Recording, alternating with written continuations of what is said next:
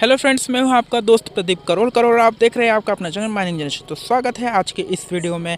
आज की इस वीडियो में हम बात करने वाले हैं 20, 21, 22, 23, 24 और 25, 26 तक के जो करंट अफेयर्स होने वाले हैं, इसके जो मुख्य इंपॉर्टेंट क्वेश्चन बनने वाले जो आने वाले एग्जाम में पूछे जा सकते हैं। क्योंकि जो WCL या SCL या NCL जो भी एग्ज़ाम होने वाली है, तो इन सभी में आपका 5 नंबर का तो करंट अफेयर्स आता ही है। तो मैं आशा करता हूँ कि आप इस वीडियो को पूरा देखें अंत तक, ताकि कोई भी क्वेश्चन ना छूटे। तो वैसे आज 26 नवंबर है, तो आज संविधान दिवस के रूप में मनाया जाता है। तो आप सभी को संविधान दिवस की हार्दिक शुभकामनाएं। तो चलिए शुरू करते हैं आज का video. Question number 1, definitely leading the way जिसने ABU UNESCO peace media awards 2021 जीता, किस मीडिया कंपनी का कार्यक्रम है? A स्टार प्लस, B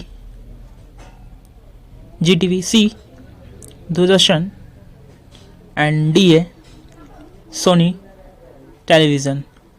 तो इसका आंसर है C यानी कि दूरदर्शन। तो Asia Pacific broadcasting union ABU UNESCO peace media awards 2021 में दूरदर्शन के डिफिनाइटली लीडिंग द वे ने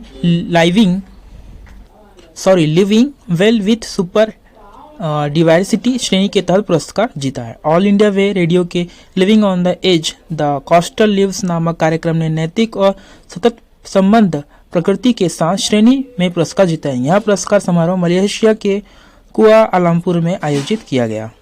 क्वेश्चन नंबर 2, हाल ही में खबरों में रहा जिज्ञासा कार्यक्रम किस क्षेत्र से संबंधित है? A science and technology, B sports, C education and D है आर्ट। तो इसका आंसर है A यानी कि साइंस एंड टेक्नोलॉजी, जिसे विज्ञान और प्रौद्योगिकी कहते हैं। तो केंद्रीय विज्ञान प्रौद्योगिकी राज्य मंत्री जितेंद्र सिंह द्वारा हाल ही में CSIR जिज्ञासा कार्यक्रम के तहत बच्चों के लिए भारत की पहली आभासी विज्ञान प्रयोगशाला शुरू की गई।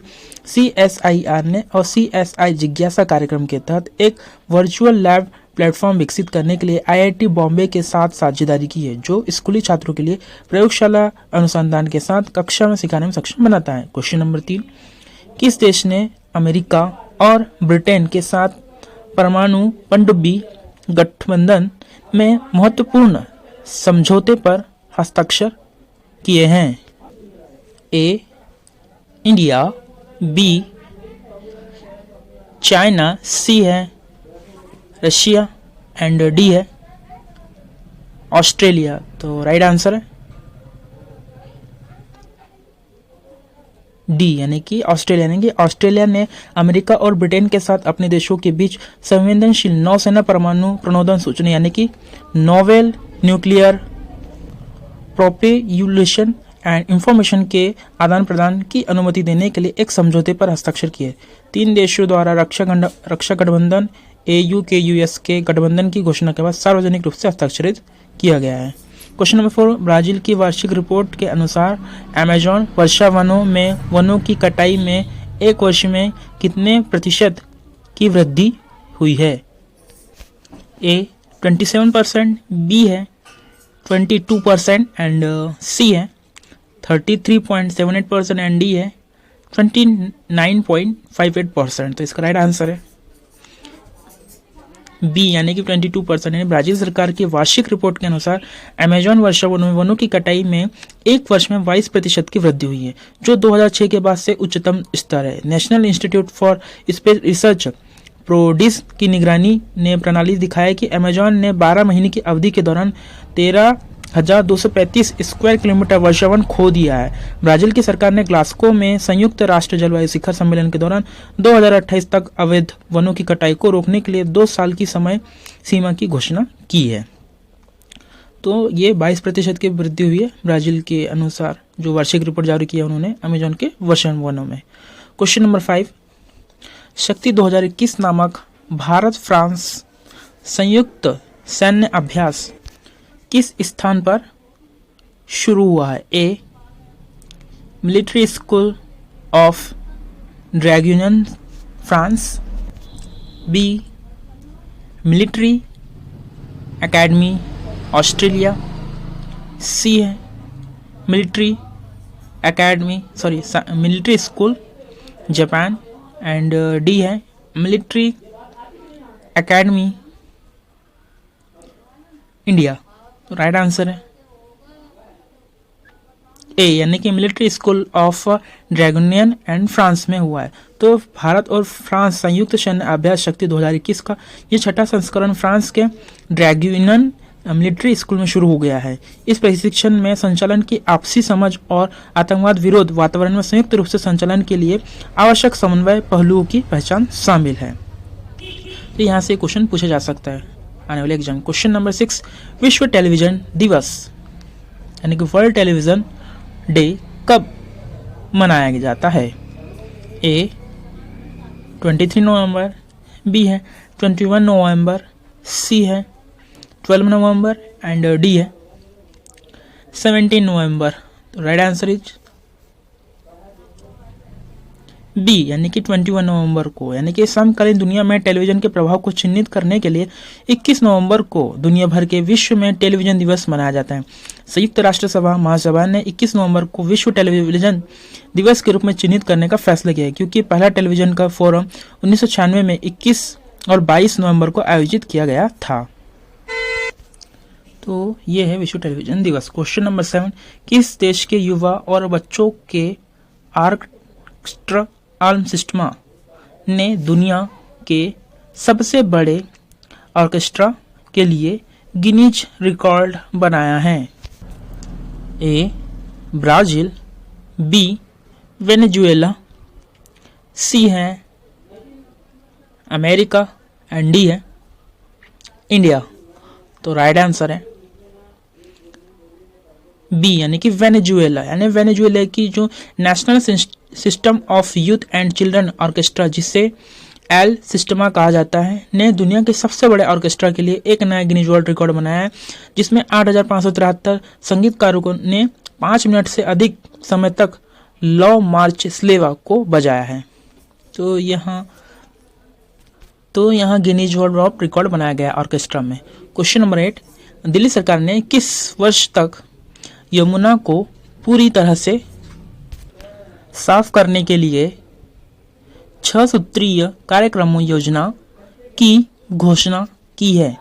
ए 2030, बी है 2023, सी है 2025 एंड डी है 2027।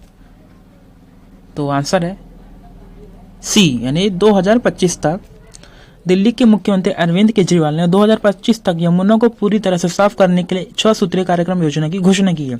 इस कार्यक्रम योजना में नए सीवेज उपचार यानी कि सीवेज ट्रीटमेंट प्लांट एसटीपी का निर्माण, मौजूदा एसटीपी की क्षमता बढ़ाने शामिल है। दिल्ली सरकार ने हर घर को स्वीर नेटवर्क से जोड़ने का भी प्रस्ताव रखा है। इसमें औद्योगिक कचरे को हटाने का भी प्रस्ताव है, यानी कि 2025 तक यमुना को पूरी तरह से साफ करने का एक लक्ष्य रखा गया है। क्वेश्चन नंबर 9, जनवरी 2022 से कपड़े, परिधान और जूते पर एक समान वस्तु एवं सेवा कर जीएसटी की दर कितनी होगी? ए 12%, सी 8% एंड डी है सी 11% एंड डी है 7%। तो राइट आंसर है ए, यानी कि 12%। यानी केंद्रीय अप्रत्यक्ष कर सीमा शुल्क बोर्ड ने कपड़े, परिधान और जूते पर एक समान वस्तु और सेवा की दर में 12% की अधिसूचित की है। नई दर का उद्देश्य उल्टे शुल्क ढांचे को ठीक कराने और बदली हुई दरें 1 जनवरी 2022 से लागू होगी। इससे पहले 1,000 रुपए तक के कपड़े और प्रति जूते की जोड़ी के लिए जीएसटी दर 5% की थी। क्वेश्चन नंबर 10, किस एशियाई देश ने हाल ही में कोविड महामारी से निपटने के लिए रिकॉर्ड $490 बिलियन के प्रोत्साहन पैकेज को मंजूरी दी है? ए रशिया, बी लुआस, सी है कुवैत एंड डी है जापान। तो राइट आंसर है डी, यानी कि जापान। तो जापान के कैबिनेट ने रिकॉर्ड 56 ट्रिलियन यानी कि 490 बिलियन डॉलर के प्रोत्साहन पैकेज को मंजूरी दी है ताकि कोरोना वायरस की महामारी से प्रभावित हुई अर्थव्यवस्था को मदद मिल सके।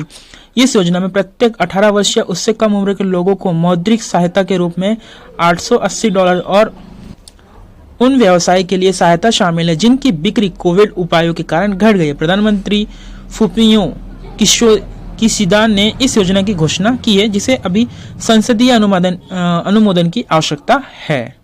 ठीक है, तो जापान ने 56 ट्रिलियन की जो है प्रोत्साहन राशि को मंजूरी दी थी इंडिया को कोरोना वायरस से निपटने के लिए।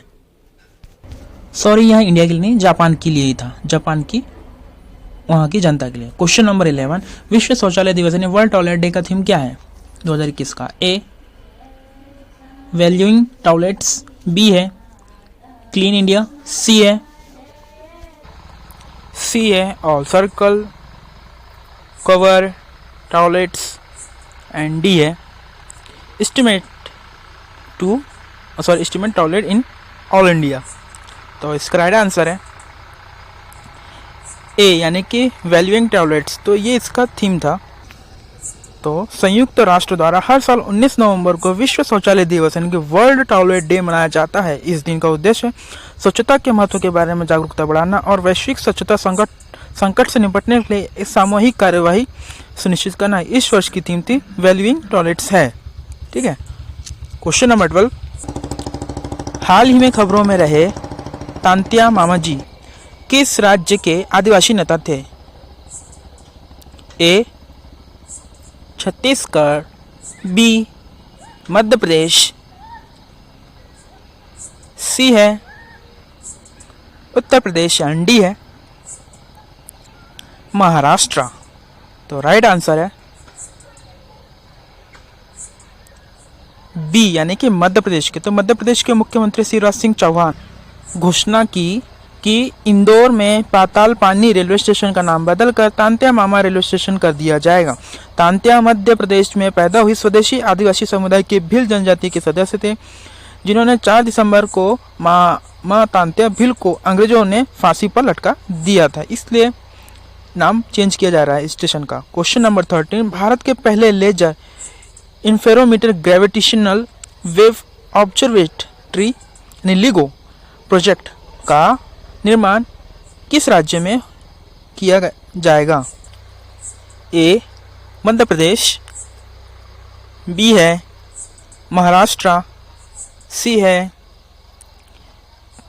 छत्तीसगढ़ एंड डी है केरला। तो राइट आंसर इज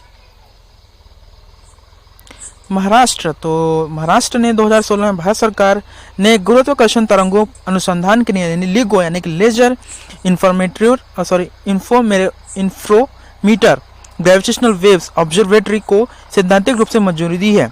भारत की लेजर इंफ्रोमीटर ग्रेविटेशनल ऑब्जर्वेटरी यानी लिगो परियोजना सुविधा महाराष्ट्र में स्थापित की जाएगी। हाल ही में हिंगोली राजस्व विभाग ने इस परियोजना के लिए राज्य में 225 हेक्टेयर भूमि सौंपी है। क्वेश्चन नंबर 14, पशुपालन और डेयरी विभाग यानी कि DAHD किस केंद्रीय मंत्रालय के तहत कार्य करता है?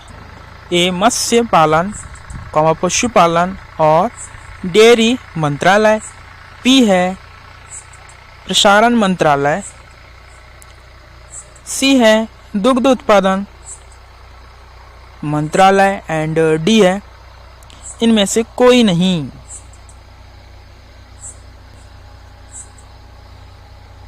तो राइट आंसर है ए यानी कि मत्स्य पालन, पशुपालन और डेयरी मंत्रालय। तो पशुपालन व डेयरी विभाग यानी DAHD और खाद्य प्रसंस्करण उद्योग मंत्रालय MOFPI के बीच एक समझौता ज्ञापन पर हस्ताक्षर किया गया है।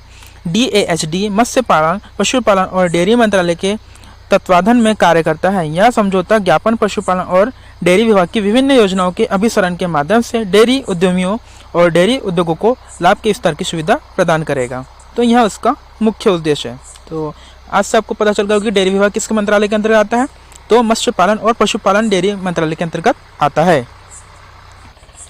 ठीक है, क्वेश्चन नंबर 15, विश्व में जूते और चमड़े के वस्त्रों के उत्पादन में भारत का कौन सा स्थान है?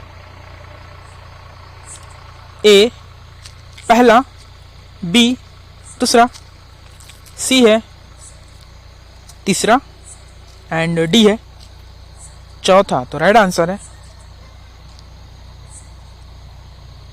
बी यानी कि दूसरा, यानी कि भारत दुनिया में जूते और चमड़े के कपड़ों का दूसरा सबसे बड़ा उत्पादक है। चमड़े और जूते और कपड़े उत्पादकों का निर्यात 2020 और 2021 यानी अप्रैल से फरवरी के दौरान 3.67 बिलियन डॉलर तक पहुंच गया है। तो फ्रेंड्स आज के लिए बस इतना ही। तो आज का करंट अफेयर्स में हमने 20, 21, 22, 23, 24 और 25, 26 तक के हमने करंट अफेयर्स के जो इंपॉर्टेंट क्वेश्चन बनते हैं आज उनको हमने अटेंड किया हुआ है। तो कैसा लगा आपका वीडियो कमेंट पर जरूर बताना। अगर यह वीडियो आपको अच्छा लगा तो प्लीज़ वीडियो को लाइक शेयर एंड सब्सक्राइब करिए। तो तब तक के लिए धन्यवाद। जय हिंद, जय Bharat. Thanks for watching. Please like share and subscribe.